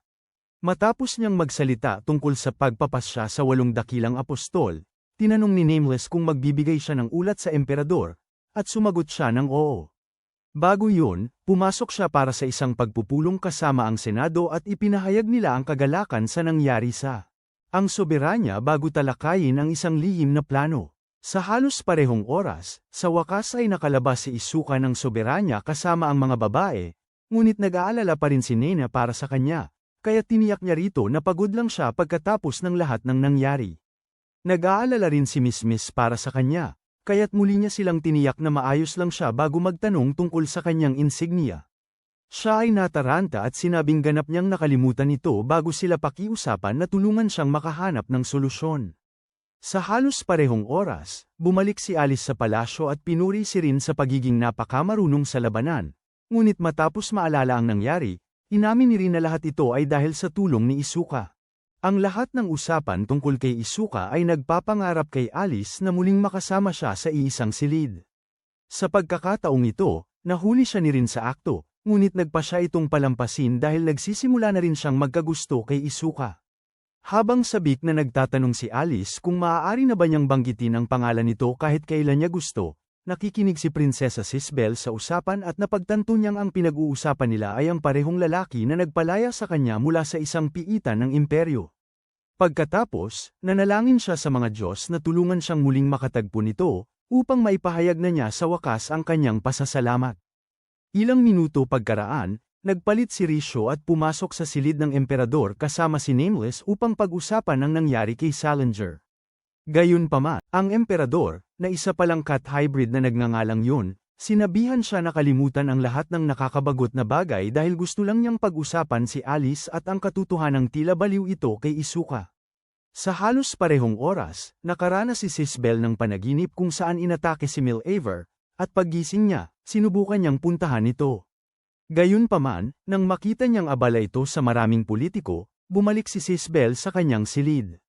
Ilang minuto pagkatapos nito, dumating ang mayordomo para sabihin sa kanya na hinahanap siya ni Millaver, kaya umakyat si Sisbel sa silid ng trono. Sinabi ni Millaver sa kanya na bumisita sa isang lungsod na tinatawag na Alsamira upang suriin kung napagdesisyonan na nilang suportahan ang soberanya. Dahil hindi pa sila nangako ng katapatan o neutralidad. Nag-alok siyang magpadala rin ng ilan sa kanyang mga gwardya sa biyahe, ngunit sinabi ni Sisbel na huwag nang alalahanin yun at bumalik sa kanyang silid, habang sinasabi ng isang sakop kay Millaver na kada rating lang ng kanyang panganay na anak na babae. Pagsapit noon, kada rating lang ni Isuka mula sa isang pisikal na pagsusuri, at pagkatapos niyang ipaliwanag ang proseso, sinabi ni Nana sa kanya na kailangan nilang lahat na sumailalim muli sa pagsusuri sa isang linggo upang tingnan ang pansamantalang insignia mula kay Risia. Hindi niya napansin na mabigat ang pagtanggap ni Miss sa balitang ito, ngunit bago pa niya ito masuri, dinala si Risi ng isang babaeng nagngangalang Michaela. Natural, nag-alala si Miss at nagtanong kung may nangyari, ngunit sinabi ni Michaela na sobra na sila sa trabaho dahil sa pagkahumaling ni Risia sa pagiging perpekto, kaya sinabihan niya silang lahat na magpahinga ng 60 araw. Pagkaalis nila, tuwang-tuwa si Miss dahil ang pahingang ito ay nangangahulugang hindi na sila kailangang mag-eksamin. Gayunpaman, pinaalalahanan siya ni Jean na kailangan pa rin nila ng permanenteng solusyon, kaya iminungkahi ni Isuka na magbakasyon sila sa panahon ng pahinga para makapag-isip sila ng mga ideya. Habang iminungkahi ni Nana na pumunta sa isang resort na napakalayo sa imperyo, nagdala naman si Rin ng maraming bagong papeles para kay Alice upang tapusin, pero naiinis siya at nagmamakaawa para sa kaunting libreng oras dahil buong araw na siyang nagtatrabaho. Sumang-ayon si Rin sa kanya at nagpa siya na itigil ang trabaho, bago siya ipagtimpla ng tsaa. Matapos niya itong ihain, binanggit ni Alice ang pagbabalik ng kanyang nakatatandang kapatid mula sa isang kampanyang pampulitika at nagpa siya na puntahan ito upang kamustahin. Sa paglabas niya, nakasalubong niya si Sisbel, na agad namang lumiko pabalik upang iwasan siyang kausapin. Agad namang napansin ni Rin na kakaiba ang kinikilos ni Sisbel kamakailan, ngunit sinabi ni Alice na wala itong dapat ipag-alala dahil lahat sila ay na-stress sa nalalapit na halalan. Ipinaliwanag pa niya na ito ang magdedesisyon kung sino sa kanila ang papalit kay Millaver. Nang oras na yun, nakasakay na si Sisbel sa kanyang sasakyan para sa biyaheng sinasabi ni Millaver. Nang tanungin siya ng kanyang mayordomo kung bakit tumatanggi siyang kumuha ng mga gwardya, inilabas niya. Isang pag-uusap sa pagitan ng politikong nabanggit kanina at isa pang iginagalang na personalidad upang ipakita lamang na wala ni isa man sa palasyo o pamilya ng hari ang may dalisay na intensyon. Sa pagkaalis niya, ang nakamaskarang lalaki na nagmamasid sa buong panahong ito ay bumalik sa loob upang batiin ang pinakamasamang tao sa planeta na nagngangalang L. Siya pala ang panganay na anak na pinag-uusapan ng lahat buong araw, at matapos silang magbatian, sinabi niya rito na mayroong isang taong makapangyarihan na kasalukuyang nakikipagtulungan sa imperyo laban sa kanila. Natural lamang na naging mausisa ang nakamaskarang lalaki para marinig pa ang iba, ngunit inihagis niya ang kanyang mga water balloon sa mukha nito at nangako siyang sasabihin sa kanya mamaya. Sa kabilang banda, Isuka at ang iba pa ng grupo ay kara-rating lang sa Alsamira para sa kanilang bakasyon. Nang sabihin ni Miss sa kanya na palubuan ng isang floaty, pinaalalahanan niya ito na hindi pa nga siya nakakapag-check-in sa hotel. Kalaunan, nagpalit siya kasama si Nena at sumama sa mga lalaki sa dalampasigan bago magtanong ng kanilang opinyon tungkol sa swimsuit. Pagkaraan ng ilang oras, binuhat ni Jean si Miss dahil tila hindi nito kaya ang 2 shot. Pagkatapos sabihan ni Isuka na ibalik siya sa hotel, umalis si Jean, at nagpa siya si Isuka na mamili ng mga gamit kasama si Nena, ngunit humingi ito ng ilang minuto para gumamit ng banyo ng kababaihan. Pagkaalis niya, nakabunggo ni Isuka si Princess Sisbel at agad niya itong tinulungang bumangon. Ngunit kinilala niya siya mula sa gabi sa piitan ng imperyo. Nakabalik na rin si Nayna noon, kaya sinubukan niyang ipaliwanag kung sino si Sisbel, ngunit umalis na siya. Pagkatapos ay nagpasya siyang mag-focus sa pamimili habang patuloy naman sa pagtakbo si Sisbel hanggang sa makarating siya sa ligtas na distansya. Nahabol din sa wakas ng butler, na kanina pa humahabol sa kanya, at masaya niyang sinabi sa kanya na sa wakas ay natagpuan na niya ang bayaning nagligtas sa kanya noon pa man. Habang patuloy siyang labis na natutuwa, sinubukan ni Alice na umidlip, ngunit ipinaalala ni rin sa kanya na mayroon siyang meet and greet na nakatakda para sa umaga. Natural lang, sinubukan niyang magreklamo tungkol dito, ngunit dumating si Milhaver at sinabihan silang dalawa na sumunod niya. Ilang oras pagkatapos nito, ibinabalik ni Sisbel ang Katie wala sa lugar kung saan niya nakasalubong si Isuka at ginagamit ang kanyang astral art upang muling ipakita ang eksaktong nangyari pagkatapos niyang tumakas. Gamit ito, sinimulan niya ang pagsubaybay, habang dinadala ni Milhaver sina Alice at Rin sa itaas at sinasabing kailangan nilang alamin kung bakit kakaiba ang kanyang ikinilos kamakailan. Habang nangyayari ang lahat ng ito, sinusundan ni Sisbel ang mga yapak ni Isuka hanggang sa matagpuan nila ang hotel.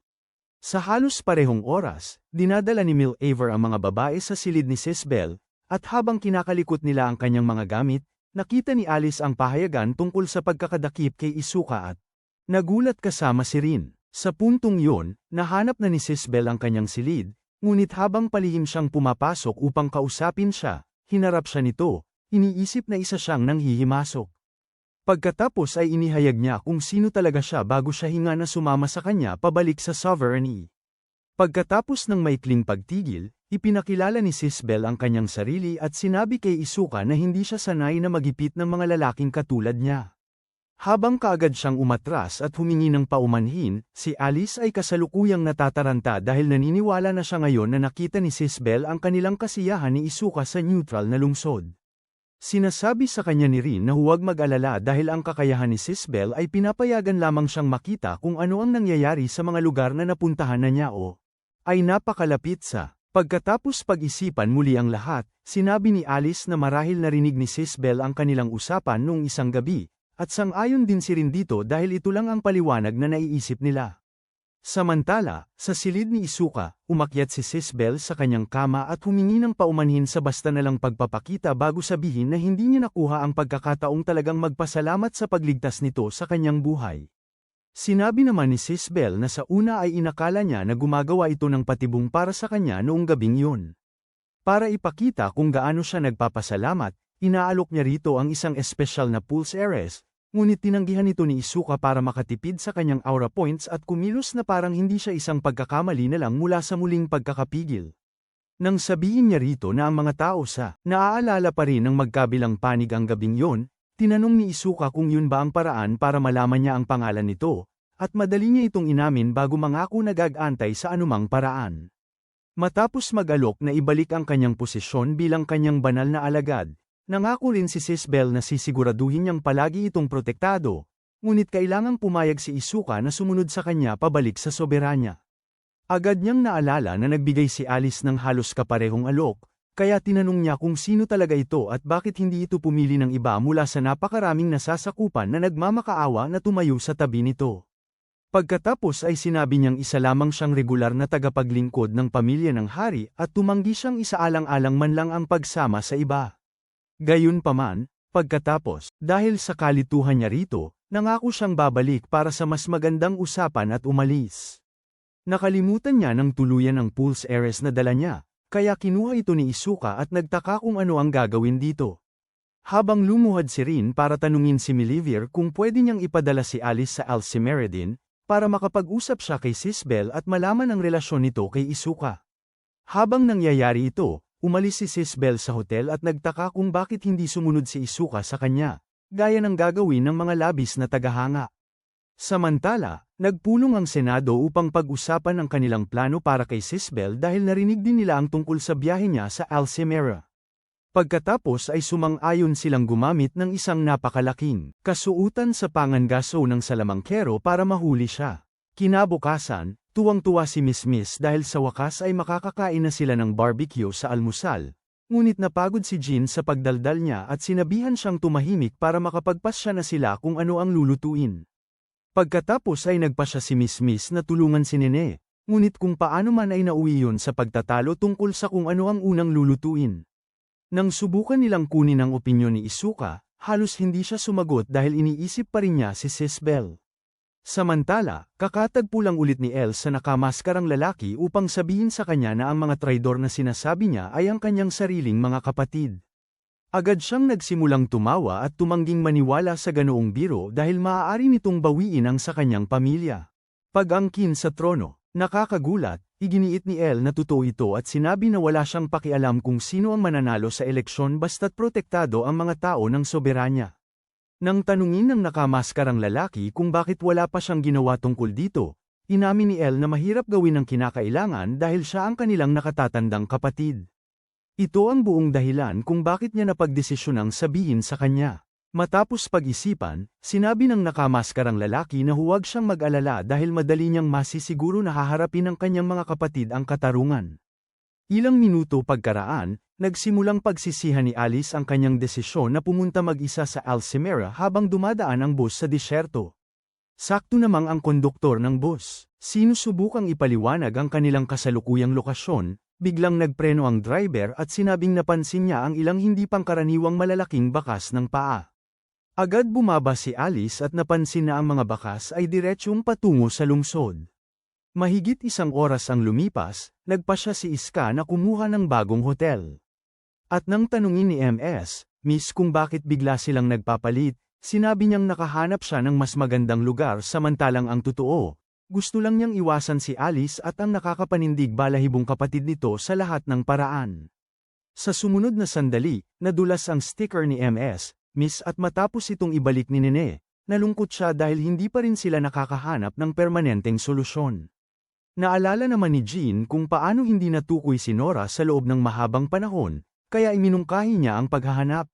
Para sa parehong uri ng sticker na ginamit niya dahil hindi malalaman ng imperyo ang pagkakaiba. Pagdating nila sa hotel, sinabihan ni Iska ang lahat na magpahinga muna habang aalis siya para magpalit ng pera. Kinuha naman ni Jean ang kanyang bag at pinanood habang maingat siyang tumingin sa paligid ng hotel at huminto sa isang sulok dahil natuntunan naman siya ni Sis Bell. Wala nang nagawa, pumayag siyang kausapin siya, kaya pumunta sila sa isang pribadong lugar bago niya itanong kung paano siya nito natagpuan sa simula pa lang. Pagkatapos, ipinakita ni Sis Bell sa kanya ang kanyang insignia at ipinaliwanag kung paano niya ginamit ang kanyang kapangyarihan upang i-replay ang sandali na nagpareserba siya sa bagong hotel na ito kanina. Nagulat, si Iska, nagtatanong kung bakit siya magtitiwala sa kanya ng ganoong impormasyon ngunit si Sis Bell ay lumayo pa at sinabi sa kanya na isa siya sa mga prinsesa mula sa maharlikang pamilya. Ang kanyang ekspresyon ang nagtulak kay Sis Bell na magtanong kung hindi siya pinaniniwalaan ngunit sinusubukan lamang ni Iska na malaman kung bakit kailangan ng prinsesa ng soberanya ang tulong niya. Sinabi ni Sis Bell na may isang tao mula sa maharlikang pamilya ang nagpaplanong atakihin ang Millevers. Ipinaliwanag niya kung paano nakatulong ang kanyang kapangyarihan upang matuklasan ang sabwatan para magsimula ng isang malawakang digmaan sa pagitan ng soberanya at ng imperyo kung saan kanilang wawasakin ang Millevers at ang kasalukuyang maharlikang pamilya.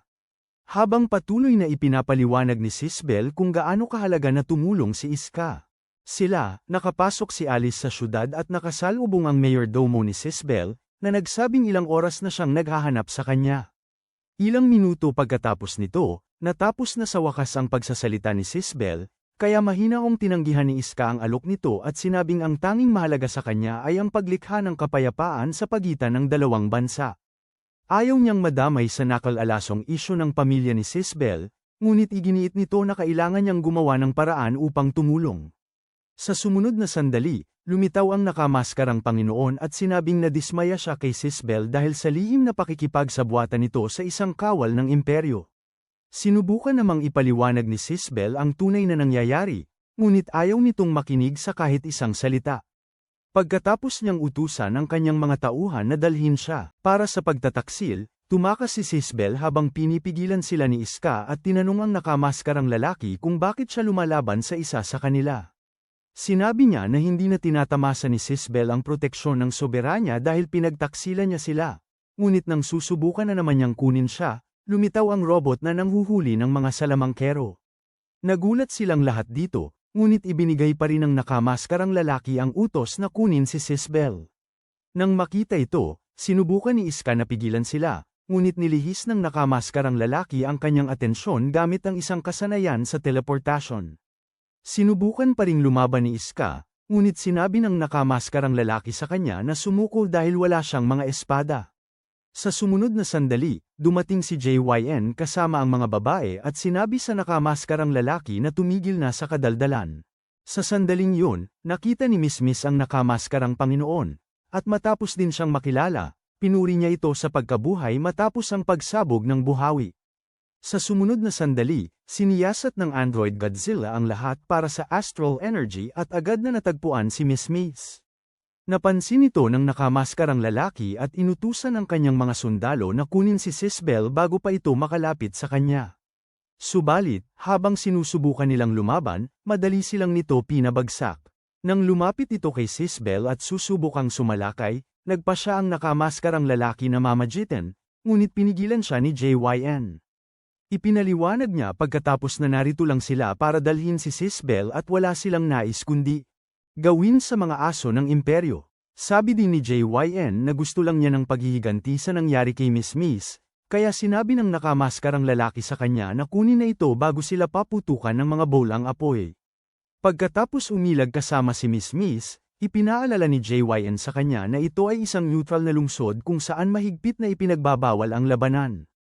Sinabi naman ng nakamaskarang lalaki na plano na niyang isisi sa kanila ang pag-atake matapos sila magapi ng kanyang mga sundalo.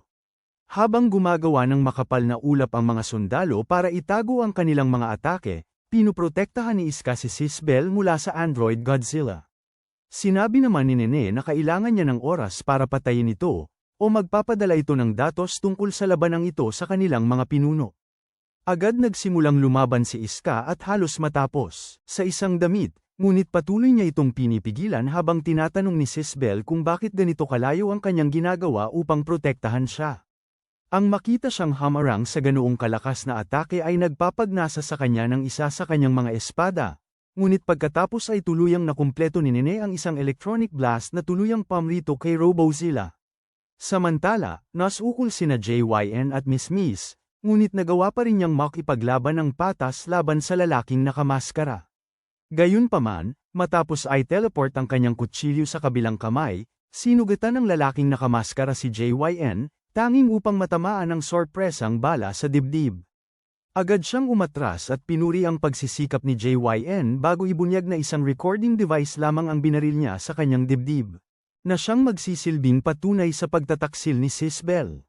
Habang tinitingnan ni Miss Miss si JYN, nagsimulang magbuhos ng mga bar aisles ng langis ang nakamaskarang lalaki at sinabing nais niyang muling likhain ang mga apoy na Samire sa imperyo noon pa man. Sa sandaling sinubukan ng kanyang mga sundalo na sindihan ito, pinutol ni Miss Miss ang kanilang mga apoy, na sa wakas ay inaktibo ang kanyang kapangyarihan upang iligtas si JYN. Bago pa makasagot ang nakamaskarang lalaki, tinamaan ni JYN sa ulo ang lalaki at binali ang maskara nito. Kaya nagpasya siyang umalis na lang upang itago ang kanyang pangit na mukha. Noon, may naramdaman si Iska mula kay Robozilla, kaya naghanda siya para sa isa pang laban. Gayunpaman, pagkatapos nitong makabangon, pinapagana nito ang pangalawang pinagmumulan ng enerhiya nito para sa isang malakas na sabog. Naguluhan silang lahat dahil dapat ay ubos na ang enerhiya nito, kaya tinanong ni Iska kung ano ang pinagmumulan ng enerhiya nito, ngunit bigla itong nagpakawala ng sabog. Nagawa nilang yumuko sa tamang oras, at agad na sinubukan ni Nena na iprito ulit ito, ngunit nabigo siya, kaya sinabi ni Iska sa kanya na tulungan sina JYN at Miss Miss upang makapag-concentrate siya sa pagtalo kay Robozilla. Nag-alala si Nena ngunit alam niyang masyado siyang mahina para tumulong, kaya tumakbo siya palayo habang sumugod si Iska at umiiwas sa lahat ng atake nito. Nang tumalon siya upang atakihin ang core nito, nagsimula itong magpalakas para sabugan siya. Kaya muling ipinalabas ni Sisbel ang isang sandstorm na dati nang nangyari sa mismong lugar nito para ilihis ang atensyon nito. Pagkabigay niya ng senadorias kay Iska, sumalakay ito at tuluyan ng sinira ang ubod nito. Gayunpaman, ang espiritong astral na nakapaloob sa ubod nito ay nakatakas at nabihag si Sisbel. Noon, nakipagkita na si Nena kina JYN at Miss Miss bago nagmadaling ilikas ang mga lokal. Muling nagawang lumaban ni Iska, ngunit mabilis siyang pinanayagan ng espiritong astral. Sa kabutihang palad, dumating si Alice at ginamit ang kanyang kakayahan para pilitin itong bumalik. Gayunpaman, pagkatapos niya itong panatilihin sa lugar at tulungan si Iska na makalapit para makapagbigay ng pinsala, nakawala ang espiritong astral at pinalakas ang ubod nito. Para sa isang malakas na pagsabog, agad ipinaalala ni Iska kay Alice ang kasanayang ginamit niya laban sa Nebulas, kaya't ipinatawag niya ang bulaklak ng yelo at hinaranggan ang pagsabog. Gayunpaman, nagsimulang bumigkas ng isang salamangka ang astral spirit sa isang kakaibang wika at nagpakawala ng isang sining na nasa antas ng Diyos na halos gawing alabok silang dalawa. Nagalit si Iska dahil sinisira nito ang buong syudad, at sumang-ayon din si Alice na kailangan nilang pigilan ito sa anumang paraan. Gayunpaman, dahil napakalakas na nito, iminungkahi niya na isantabi muli ang kanilang mga pagkakaiba, at sumang-ayon si Iska dito. Habang sila ay sumusugod, ginamit ng spirit, ang parehong antas Diyos na spell para umatake, ngunit nagawa nilang umilag at harangin ang bawat pagsabog hanggang sa makalapit sila ng husto para magpakawala ng isa sa kanila. Gamit ang astral art ni Alice at ang kapangyarihan ng mga espada ni Iska, nagpakawala sila ng pagsabog na sapat ang lakas para salagin ang sa astral spirit, at matapos ibuhos ang lahat ng kanilang lakas dito, sa wakas ay nanalo sila, at nabawi ni Sisbel ang kanyang kalayaan. Habang gama ng pakiramdam ni Jean at ng iba pa, nadismaya ang Senado at agad na nagsimulang magbalangkas ng isa pang plano. Balik sa Alcimera, si Alice ay kinabahan sa sobrang lapit kay Iska, at habang ipinapaalala niya rito na magkaaway sila, nagising si Sisbel at nagtanong kung anong klase ng relasyon ang mayroon silang dalawa. Agad namang si Alice, itinatanggi ang pagkakakilala rito, ngunit alam ni Sisbel na may kakaiba at humihingi ng katotohanan. Matapos igiit ni Alice na hindi niya ito kilala, sumang-ayon si Iska sa kanya, kaya hinawakan ni Sisbel ang kamay ni Iska at sinabing magiging kabalyero niya ito na may nagniningning na plot armor kapag naging reyna siya. Nagulat, sinabihan ni Alice si Iska na tanggihan ang kanyang kapatid na halatang naliligaw ng isip, ngunit pagkatapos ay narinig niyang tinatawag ni Mizmiz ang kanyang pangalan at tumakbo palayo upang iwasan sila. Habang muling nakakasama niya sina Jean at ang mga babae, pinag-uusapan nina Nameless at Rizia ang nangyari at nagtataka kung bakit hindi pa nakakabalik ang emperador. Sa halos parehong oras, nakarating si Salinger sa isang magandang puno na milya-milya ang layo mula sa ang soberanya at biglang napansin ang pamilyar na presensya bago natuwa nang makita si Yuon, na nagsabing may kapanapanabik siyang balita. Kinabukasan, ipinatawag ni Milaver si El sa silid ng trono at sinabing alam na niya na siya ang nagbunyag ng lokasyon ni Sisbel bago nagtanong kung siya ba ang totoong El. Sa ibang bahagi ng palasyo, naghihintay si rin kay Alice, na kasalukuyang kasama si Iska sa neutral na lungsod. Sinabi niya rito na magkunwari silang estranghero sa harap ng sinumang mula sa soberanya, kabilang si Sisbel, at sumang-ayon naman ito. Nang bigla niyang aminin na masaya ang magtago ng sikreto kasama siya, tinanong nito kung bakit siya tila tuwang-tuwa. Pagkatapos ay itinanggi niyang nararamdaman yon, ngunit dahil sa sobrang lapit ng mukha niya. Kaya siya nabahala, kaya siya tumalikod at nagpas siyang umuwi bago pa lalong magulo ang kanyang damdamin. Matupad kaya ni Iska ang pangarap niya para sa kapayapaan ng mundo at tuluyan bang makuha ang loob ni Alice? Mag-comment ng part 2 para malaman. At huwag kalimutang mag-iwan ng komento, i-like, at mag-subscribe para sa higit pang mga recap na tulad nito.